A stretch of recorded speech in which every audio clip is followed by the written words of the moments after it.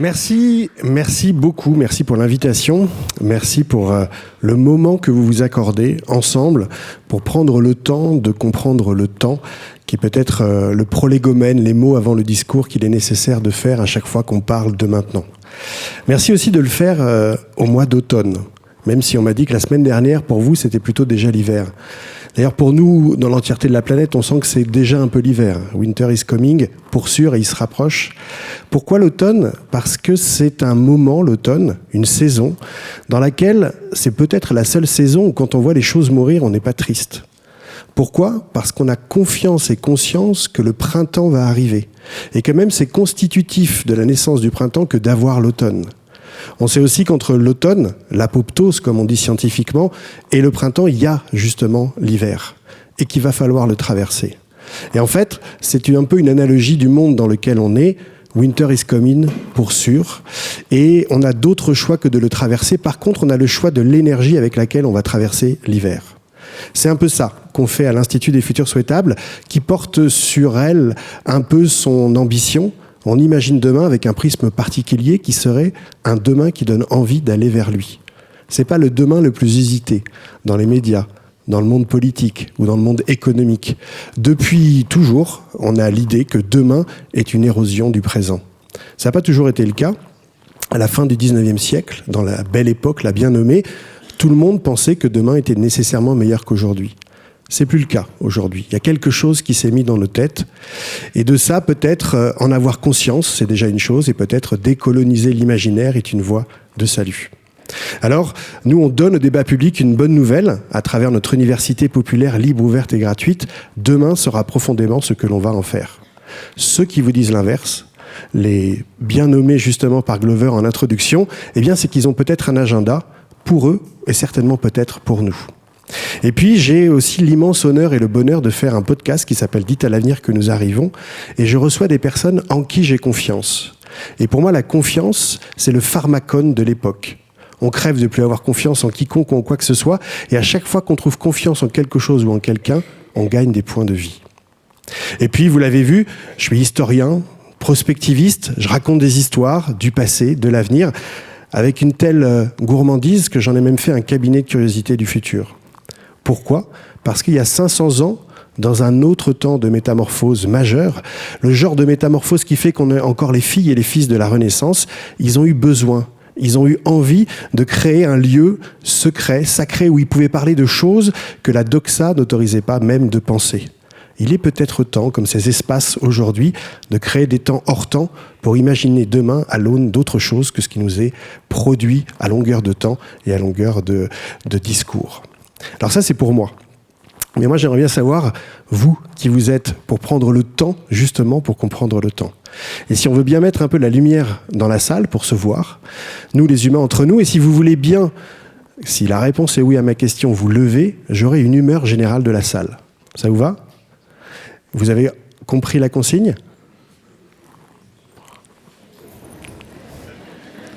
Merci beaucoup, vous pouvez vous rasseoir. La consigne est complètement établie. Vous pouvez vous rasseoir. Que celle ou celui qui pense que le monde va trop vite, veuille bien se lever, s'il vous plaît. Qui pense que le monde va trop... Oula, doucement. Ouais, on sent la saturation. Vous pouvez vous rasseoir. Gentiment. Que celle ou celui qui pense que le monde ne va pas assez vite, veuille bien se lever, s'il vous plaît. Merci. Certains se lèvent 2 fois, vous avez bien raison. Ça dépend du sujet. On est bien d'accord que le sujet, c'est le sujet. Vous pouvez bien vous rasseoir. Quand on parle de l'avenir ou du futur, on a l'illusion ou la tentation ou la facilité de penser qu'il y a un avenir et qu'on a d'autres choix que d'y aller. Mais il y a des futurs au pluriel. D'ailleurs, un grand merci aussi aux traductrices qui vont essayer de traduire ce que je vais dire en français. En français, on a 2 mots pour dire futur. Futur et avenir. Bon courage en anglais. C'est incroyable. Et en plus, étymologiquement, avenir, ça a la même racine qu'aventure. Parfois, les langues, c'est vecteur aussi de quelque chose qui ouvre les horizons. Donc le sujet, c'est le sujet. Il y a plusieurs futurs en fonction des choix ici et maintenant qu'on fera pour y aller ou pas. Qui aurait aimé vivre à une autre période historique que maintenant ? Je vous donne un voyage temporel, un billet. Qui aurait aimé vivre à une autre période historique que maintenant ? Je vous ai vu. Allez, il y a des micros qui circulent. C'était quand? Ou je le prends à cappella. Vous vouliez aller où, vous? Dans quelle période historique? Allez-y, je prends. Oui. Il y a 500 ans avec Magellan. Allez. Je divulgage pas la fin. Je ne divulgage pas la fin, mais il faudra finir cette fois-ci. 500 ans, il y a Magellan. J'imagine pour l'Ouest, incroyable. Alors que tout le monde intimait à Magellan d'aller à l'Est encore plus rapidement que les autres, il a eu le ressort dans son imaginaire d'aller oser à l'Ouest pour aller voir demain, peut-être, ce qui était possible. Qui d'autre avait envie de voyager? Ouais, je vous ai vu. Hein. En plus, c'est filmé, je repasse le film. Ouais. C'était où, vous? Il y a 30-40 ans, moins de stress. Donc 30-40 ans, ouais, les fameuses années 80. Ouais. T-shirt Waikiki, pour ceux qui ont la ref. Quoi d'autre, vous? 1945 en Europe. Là où on pouvait, ouais, ça marche. Merci. Je vous ai donné un voyage temporel et vous avez voyagé dans le passé. Pourtant, l'avenir était ouvert. Vous auriez pu partir en 2100. 2200, l'an 3000, il y aura un an 3000 un jour. En fait, naturellement, nous les humains, on préfère, dans un voyage temporel, aller vers le passé. Pourquoi? Parce qu'en fait, profondément, depuis la nuit des temps, le futur, ça nous rend anxieux. Pourquoi? Parce qu'on a du mal à gérer l'incertitude, nous les humains. Et tout l'enjeu de cette journée ici, mais même de l'époque, c'est qu'il va falloir avancer en naviguant en incertitude. Et la bonne nouvelle, c'est qu'on sait faire, ou plutôt il y a une profession qui sait bien faire ça, c'est les exploratrices et les explorateurs. Et peut-être que nous sommes les exploratrices et les explorateurs de ce moment incroyable qui va nous amener à un ailleurs différent. C'est en tout cas la proposition du regard qu'on fait à l'Institut des futurs souhaitables. Que celle ou celui qui pense qu'on vit une époque unique, une époque singulière, veuille bien se lever, s'il vous plaît. Qui pense qu'on vit une époque unique, une époque singulière? Merci beaucoup. Je prends de la distance pour voir. Merci beaucoup. Vous pouvez vous rasseoir la moitié. Merci. Ce qui est intéressant avec le mot d'époque, c'est qu'on a la fin de l'histoire.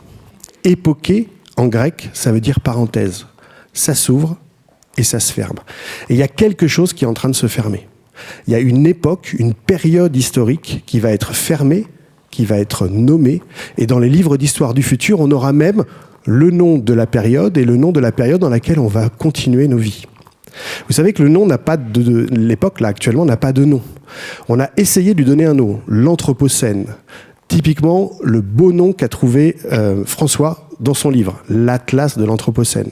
Vous savez aussi qu'ils se sont réunis en conclave, ils ont une poésie incroyable, les géologues, ils se réunissent, ils choisissent le nom, ils ont un clou d'or, ils mettent le nom sur le clou d'or, ils trouvent un lieu dans le monde, la Crawford de Canada était candidat, ils le déposent et la période est nommée. L'Anthropocène, il y a une petite controverse, ça l'a pas fait, il n'empêche, la période qui se ferme aura un nom. La période dans laquelle on va vivre aura un nom. Ce qui semble s'avérer, c'est qu'on est dans un entre-temps, un entre-deux. L'entretemps, comme Patrick Boucheron a écrit un essai dessus, un monde se meurt et un autre tarde à apparaître, disait Gramsci en son temps. Et il disait aussi que les monstres sont de sortie. Et c'est peu dire que les monstres de Clover, on les voit tous les jours. Et c'est pour celles et ceux qui ont encore le malheur d'être sur Twitter toutes les nuits, ad nauseam. Il y a quelque chose qui est en train de se repasser là. Dans les périodes d'entretemps, il y a aussi d'autres personnes qui apparaissent, c'est des exploratrices et des explorateurs qui prennent le large. On est dans ce moment où on est en train de passer à quelque chose d'autre. Ça n'a pas de nom, mais on voit bien ses limites. Ça a des limites. Pourquoi? Et ça, c'est les artistes qui nous disent, avec leur maestria, un peu les mots de notre époque. Vous savez qu'il y a 500 ans, Michel-Ange est resté l'artiste de la Renaissance. Moi, je pense que l'artiste de notre période, ce sera certainement Banksy. À rebrousse-poil du narcissisme ambiant, il écrit avec discrétion, masqué dans un petit endroit à Marseille, et c'est tout le monde qui réfléchit à sa question. Et il nous le dit, c'est notre mode de vie qui est plus en stock. Pourquoi? Et on peut se le dire encore avec sans colère. Le mode de vie des 30 Glorieuses l'est bien nommé. On sent que ça devait être gourmand de vivre dans les 30 Glorieuses, rien qu'au nom. Nous, on est les enfants. Clover en est quasi la Jeanne d'Arc des 30 rugueuses. On n'a connu que la sinistrose. Depuis après 73, on nous dit que c'est la crise. Mais 40 ans de crise, c'est bien trop grand pour une crise. C'est bien plus profond que ça. C'est une transmutation.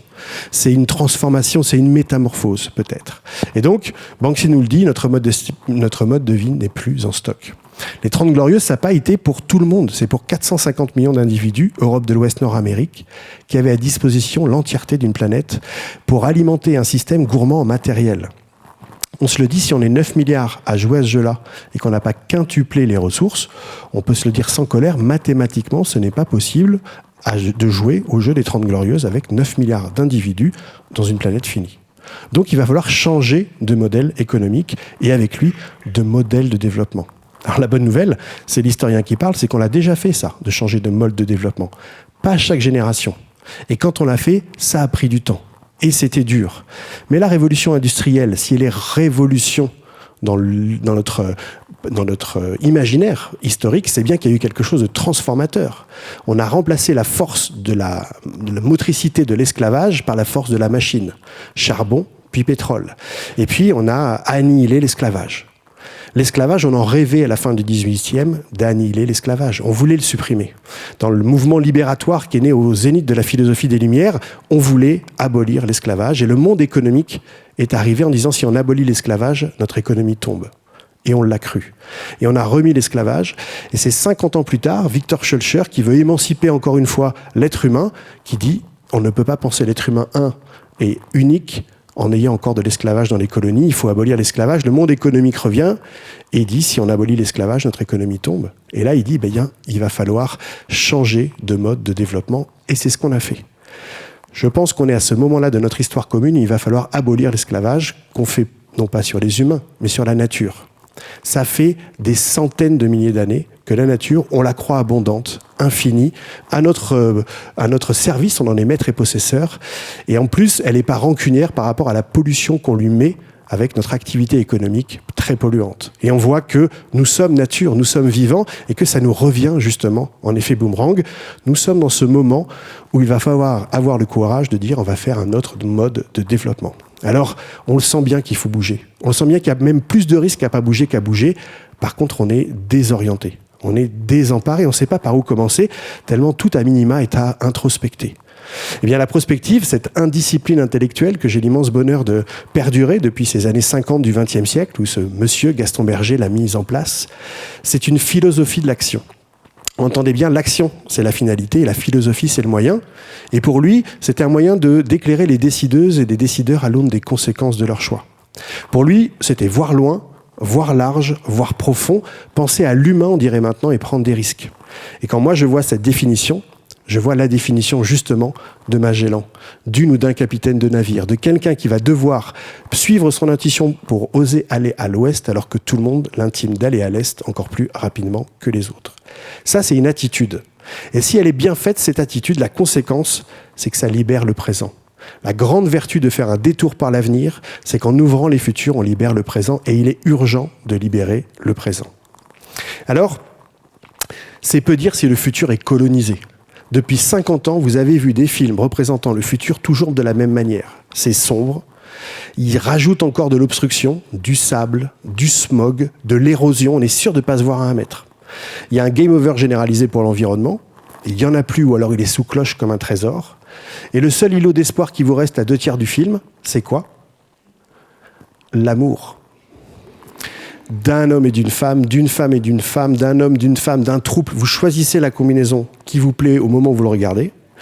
Mais le seul îlot d'espoir, c'est là que réside le 5e élément. Lilou, si elle le plaque au bout de 15 minutes du film, il n'y a plus de film. On est d'accord ? C'est fragile quand même l'amour. C'est à la fois vrai et très fragile. Ça n'a pas toujours été comme ça. À la fin du 19e, encore une fois, dans les expos universelles, le progrès était nécessairement positif. Jules Verne avait des dystopies, comme ça, qui sont l'inverse de l'utopie. Il en avait même proposé à ses éditeurs, qui les ont jamais prises. À la fin du 19e, ça allait strictement intéresser personne, pensait-il, que de penser que demain était moins bien qu'aujourd'hui. Aujourd'hui, c'est l'inverse. Quand vous écrivez une utopie, en fait, les éditeurs ils vont vous dire « Désolé, ça va strictement intéresser personne ». On a une espèce de gourmandise de l'apocalypse. Notre vision du futur, elle est atrophiée. Alors, ce qui est sûr, et même ça on peut en discuter, c'est qu'il y a une histoire qui vous amène au Luxembourg cet après-midi pour parler de sustainability. Même ça, on peut en parler. Ça s'appelle l'historiographie, l'histoire de l'histoire. Depuis la nuit des temps, le présent instrumentalise les histoires passées, en fonction des régimes politiques, de ce qu'on veut en faire, des guerres, peu importe. Ce qui est sûr, c'est que les histoires futures sont encore plus instrumentalisables. Il y a autant de futurs possibles que de gens pour y rêver, que de gens pour y participer. Avec quelque chose de l'ordre de l'autoprophétie, si du matin, midi et au soir, on vous raconte qu'aujourd'hui est moins bien qu'hier et certainement en voie vers une destruction totale, il est fort à parier que même ici, avec l'énergie positive qui est la vôtre, vous allez contribuer malgré vous à ça. L'inverse est vrai aussi.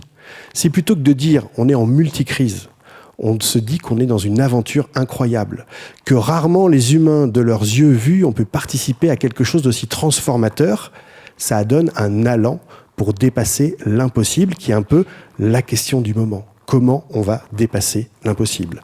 Donc les histoires, c'est important. Pourquoi? Parce que nous, les humains, on est une espèce fabulatrice. On se raconte des histoires depuis la nuit des temps avec une telle intensité qu'on arrive à dépasser l'impossible. À la fin du XVIIIe, on s'est raconté une histoire incroyable. Les humains naissent libres et égaux en droit. C'était pas du tout le cas structurellement depuis des centaines de millions d'années. On y a cru avec une telle force qu'on a fait advenir cette réalité et qu'on en est encore les filles et les fils, les descendants et les descendantes.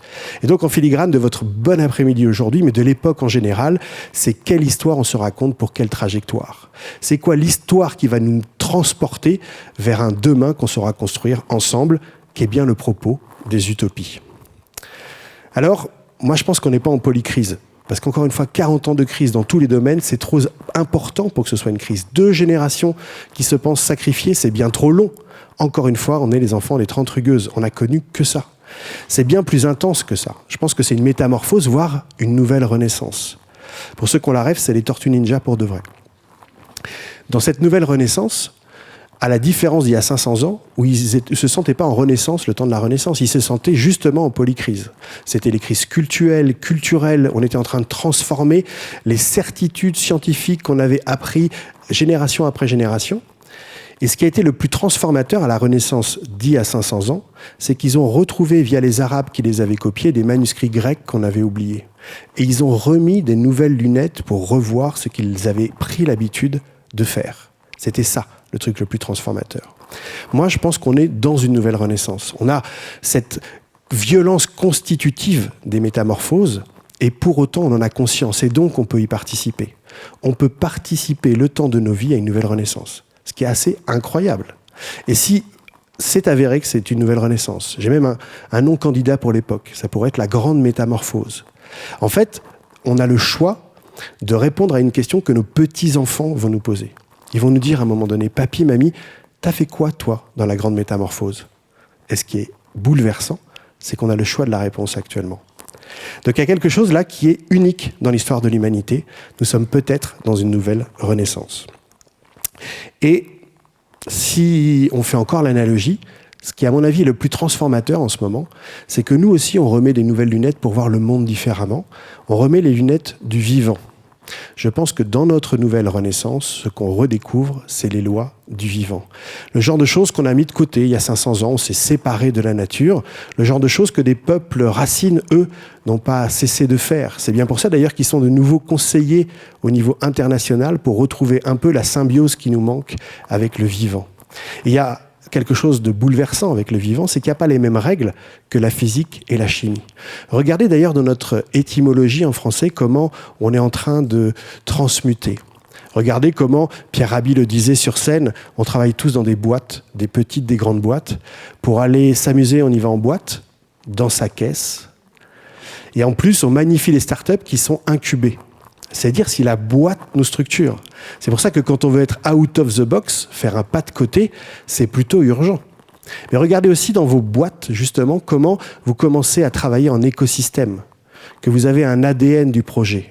On voit bien que la biologie est rentrée dans l'étymologie comme elle va rentrer dans nos vies, avec des perspectives et des règles nouvelles.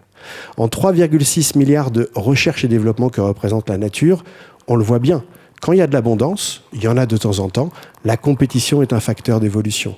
Mais quand il y a de la rareté, ce qui est la majeure partie du temps, la compétition est une perte de temps. Et c'est la collaboration qui est utilisée par la nature pour faire évolution. Si on apprenait ça dans nos écoles de commerce, au Luxembourg, en France et dans le monde, il y aurait quelque chose d'intéressant. Si dans nos écoles de commerce, on apprenait que dans une forêt, il n'y a pas de chef et pourtant ça pousse. Intéressant comment cet écosystème peut jouer. Si on apprenait que dans une forêt, il n'y a pas une révolution, une forêt puis une autre, il y a une évolution, une forêt dans une autre. La grande beauté de revoir la nature par ce biais-là, c'est que ça va nous inspirer. Et en plus, on découvre qu'il y a un mycélium généreux. Vous avez certainement appris dans vos cours de bio de l'époque qu'il y avait un système d'arbres triomphants qui prenait tout le photovoltaïque et un sous-système de mycélium qui essayait de se débrouiller. On voit bien qu'il y a des interconnexions des espèces entre elles. Il y a du partage d'intrants justement pour aspirer à un équilibre qui est peut-être la promesse de notre propre métamorphose. Donc si on portait ce regard biologique à nous-mêmes, on pourrait dire que plus que d'une crise, on est en métamorphose. Nous, on a été chenille toute notre vie. Toute notre vie, la chenille, elle voit que l'horizontalité du monde. Quand vous augurez à une chenille qu'elle puisse être papillon, elle vous traite d'hérétique. Elle n'a pas l'envie, elle n'a même pas l'idée que ça puisse être possible. Elle a une croyance limitante. Nonobstant la croyance limitante, à un moment donné, il y a quand même des cellules de papillons qui arrivent dans l'écosystème chenille. Et le premier réflexe de l'écosystème chenille, c'est d'envoyer les anticorps pour bloquer le changement. Car une chenille, comme un humain, ça n'aime pas changer, ça n'aime pas l'incertitude. Malgré la croyance limitante, malgré les forces réactionnaires pour bloquer les cellules de papillons, il y a quand même un point de percolation. Il y a quand même plus de cellules de papillons que de forces réactionnaires pour les bloquer, et on rentre dans la seconde phase, la chrysalide. Bien, moi, je pense que plus que des crises, on est en chrysalide, au pluriel. On est en train de transmuter vers un autre état de civilisation avec la perspective du papillon que vous trouvez en origami un peu partout dans votre bel après-midi. On est dans ce moment de chrysalide. Eh bien, les biologistes ont décidé de nommer ces cellules de papillons des cellules imaginales. Comme si l'imaginaire, les histoires qu'on se raconte, sont le préalable à toute révolution et encore mieux à toute évolution. Alors, si j'avais à résumer mon propos, je dirais que voyager vers l'avenir, c'est finalement un prétexte pour mieux revenir différemment ici et maintenant. Et ça questionne profondément la question de l'horizon. L'horizon, c'est la clé quand vous êtes exploratrice ou explorateur. Quand vous voulez aller, comme Magellan, vers les terrains incognita, vous avez deux moyens. Soit vous évitez les écueils, un écueil à gauche, un écueil à droite, et par défaut, ça crée une voie. On a beaucoup navigué comme ça depuis les années 80 où vous vouliez aller. Soit vous choisissez un horizon. Vous prenez le temps de comprendre le temps. Vous prenez le temps de choisir où vous voulez aller. Vous partagez un peu vos envies, votre désir d'avenir. Et désir, étymologiquement, c'est l'inverse de la sidération. Et vous vous apercevez d'une chose avec humilité. Vous êtes tous uniques, biologiquement, c'est vrai. Vous n'êtes peut-être pas si singuliers que ça. Peut-être que nous, les humains, on aspire profondément à vivre ensemble un peu plus équilibrés. Et donc, vous avez une vision partagée d'un horizon souhaitable. Et puis, vous reculez. Vous faites du backcasting, comme le disent si méchamment les Français. Vous voyez tous les leviers à abaisser pour arriver à ici et maintenant. Et si c'est bien fait, eh bien, vous avez un cap stratégique qui vous meut vers un horizon souhaitable, qui est l'autre moyen de voyager quand vous êtes exploratrice ou explorateur. L'horizon. Au Luxembourg, en France et en Europe, on n'a pas un problème de solution. On en a plein. Il y a plein de gens qui font, il y a plein de gens qui se sont trompés, il y a plein d'armes de construction massive à disposition de tous celles et ceux qui veulent en faire bon usage. Vous allez voir la qualité des pitchs qui vont se succéder et la puissance des propositions qui vont vous être présentées. On a un problème d'horizon. On a un problème de se dire où on veut aller et où on veut aller ensemble, qui est peut-être le projet politique qui nous manque. Et en faisant ça, en choisissant l'horizon, on répond à un apophthegme de Sénèque qui rappelait « Nul vent favorable pour celui qui ne sait où il va ». Alors, si j'avais à résumer mon propos justement en apophthegme, ces phrases à valeur de maxime qui ont une telle intensité qu'on peut se le répéter de génération en génération. Je dirais, la fin d'un monde n'est pas la fin du monde. C'est peut-être l'opportunité en conscience de participer à une nouvelle renaissance. Je dirais que l'avenir ne se prévoit pas, il se prépare. C'est une affaire de volonté. C'est pas une affaire de déterminisme. C'est profondément ce que l'on va en faire demain. Et puis j'adore celle-là. Nous sommes celles et ceux que nous attendions. Je ne sais pas d'où elle vient. Donc quand on ne sait pas l'origine d'une belle phrase, vous dites Saint-Exupéry, ça passe crème, ou une tribu amérindienne inconnue. Voilà. Il n'empêche, ce qu'elle porte, c'est qu'elle orthographie le mot héros différemment. Le héros, c'est pas l'individu qui va tout faire tout seul, c'est le héros d'armes, celui qui porte une cause bien plus grande que lui-même. Et puis je dirais qu'il est temps de prendre au sérieux nos rêves et d'en faire une stratégie. Il y a une inversion de la charge de la preuve. Clover, ceux qui t'ont fait boue, à mon avis, c'est eux les vrais fous. C'est celles et ceux qui pensent que le monde peut continuer comme ça sans rien changer. Il y a une inversion de la charge de la preuve. Toutes les alternatives que vous allez voir, c'est plus de l'ordre de l'hérésie, c'est de l'ordre du pari du futur. Et c'est bon signe, parce que Schopenhauer aurait dit qu'une idée comme une révolution, ça a 3 temps. Au début, c'est ridicule. Ensuite, c'est dangereux. Et après, c'est évident. Tout ce que vous allez entendre cet après-midi, c'est loin d'être évident, mais c'est loin d'être ridicule aussi. On est dans la phase danger, on est dans la phase d'épopée.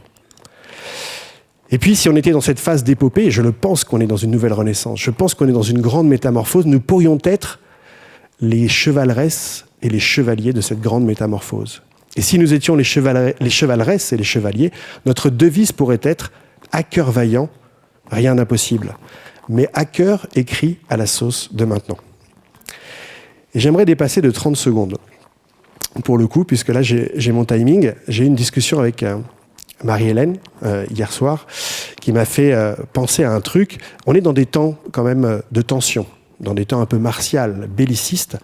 J'aimerais bien rappeler que dans la Renaissance, il y a eu un moment particulier où les Médicis ont rencontré les Raphaël. Et ce moment précis, ça a incubé la Renaissance. Et je pense dans le temps dans lequel on est, qu'il est temps que les Médicis sortent du bois, fassent leur coming out de réinventeurs et aident les Raphaël et les Raphaël, eux, parce qu'à mon avis, elles en ont besoin. Je vous remercie.